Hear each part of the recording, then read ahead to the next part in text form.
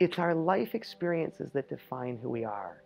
It's our life experiences that allow for us to interact, understand, and appreciate the world that we live in. This is Richard Bernstein. He's a U.S. State Supreme Court Justice, but there's a catch. He's blind.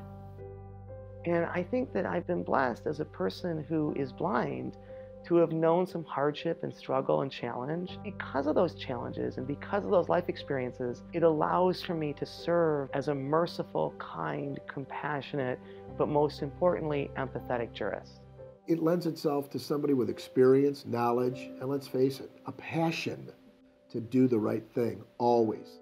To memorize his cases, an associate reads them out loud to Bernstein over and over again until he has the details of each case embedded in his mind.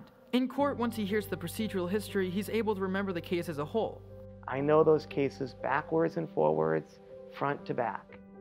Going to law school as a blind person was incredibly difficult. I used to pray every day that I would have the strength and the stamina and the ability to simply get through law school. And I promised God that if He gave me this chance, then I would dedicate my entire professional career to helping people with disabilities and special needs. Voters in Michigan elected Bernstein to office in 2014. He was the first blind state Supreme Court justice in the United States. Throughout his law career, he has been proven to be a tireless advocate for the disabled community, winning landmark settlements that often set national standards protecting the rights and safety of people with disabilities. His cases always came against major corporations who could afford unlimited attorney fees.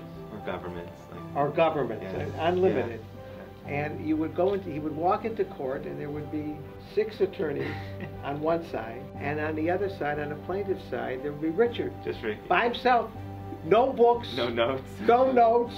So often it's vision that creates problems. If you're able to see, you get distracted. You get distracted by how people look or how people dress. If you're not able to see, you can focus on the core of the person, the core of their testimony. People are truly drawn to him. He has this great energy, and he's always had that. And I think he always will.